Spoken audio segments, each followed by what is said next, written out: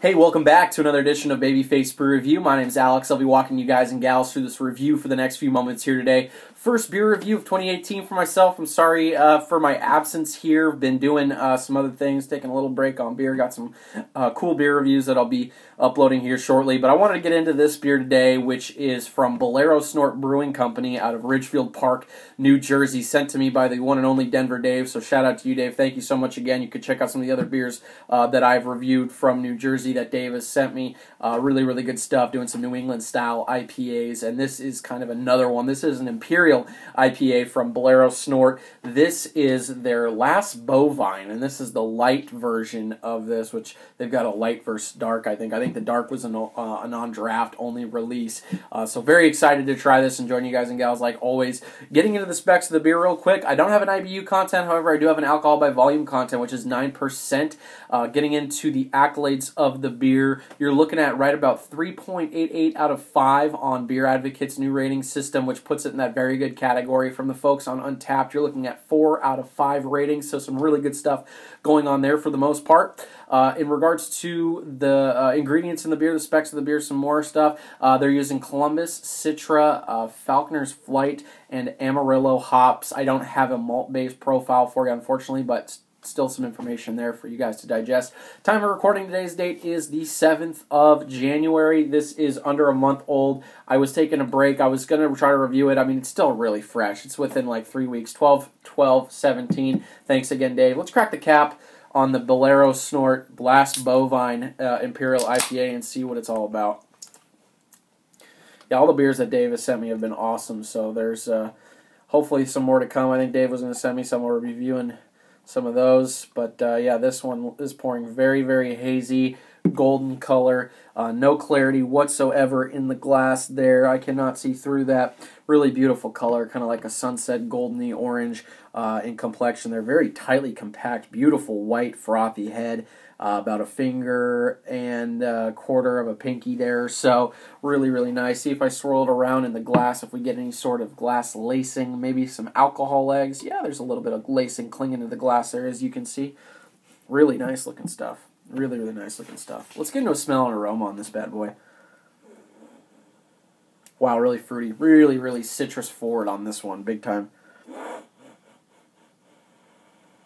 I get citrus peel, I get citrus zest, like right out of the orange, kind of like you're shaving, you know, inside of an orange, stuff they use for fireworks.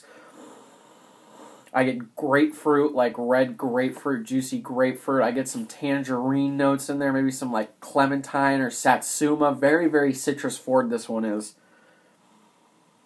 Maybe a little bit of pine, some earthiness in this one, a little bit of bready malt sweetness kind of coming up as well. No alcohol at all. There might be kind of like a melon quality to this one. It's not so tropical fruit forward as I had some of the other ones that Dave sent me, but this one is very, very citrusy, very citrus fruit forward. Very nice smelling stuff. All right, without further ado, cheers, pros, whatever you want to call it. This is the Bolero Snort, the last Bovine from Ridgefield Park, New Jersey. Let's dive in.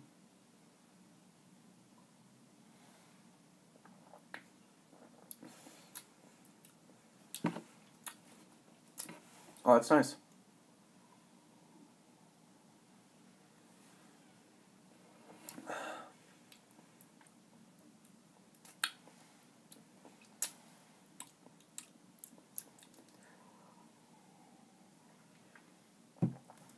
That's very good. This is very interesting to me. Starting off, I get a little bit of bitterness on the front end, followed by big citrus notes, kind of following that aroma. Peel, citrus zest, red grapefruit notes. Then I kind of get some more bready malt sweetness. I get some big sweetness coming out in the middle. Really, really nice, coating the palate. Then I get a little bit of like pininess and almost like this kind of earthy, foresty floor, type flavor in there. It's really...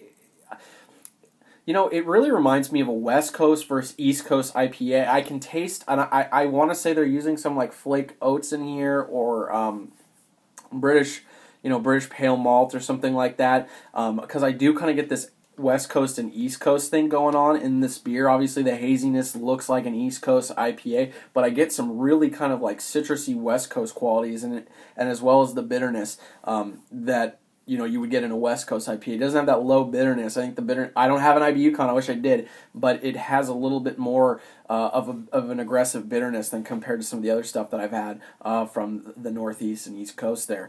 And it finishes off, like I said, with this kind of like piney, earthy bitterness that's coating the palate, just lingering, almost a little sweet in some regards, but it is drying at the same time, if that makes sense. So there is a little bit of alcohol as well on the back end. I will say that. I do get just a slight warming in the chest. I can detect just a little bit of alcohol. It almost tastes like a Melvin beer. If you guys have had Melvin Brewing Company out of Alpine, Wyoming, I've reviewed some of the beers on my channel before, but it kind of tastes like that. Big, hoppy, citrus, in-your-face, aggressiveness with some sweetness as well. So, which probably sounds like a lot of beers. But anyway, feel of this beer, it's very smooth. It's coating the palate almost like sticky in a way. For 9%, it drinks very smooth.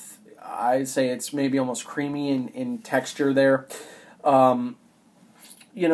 Medium, kind of right in the middle of a medium body, I would say.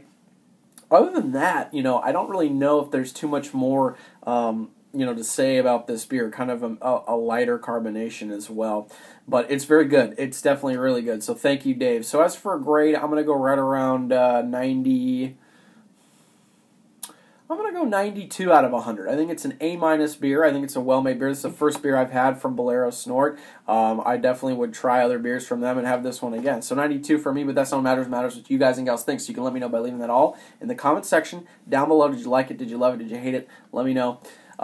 What beers can I review next? What beers are you guys drinking? What beers would you like to trade that I can get that you can't get, that you can get that I can't get? So let me know. And until next time, guys, thank you so much again for supporting the channel and tuning in. I'm hoping to make 2018 a great year, and you guys are the ones who are doing it. So thanks again. Cheers, Prost.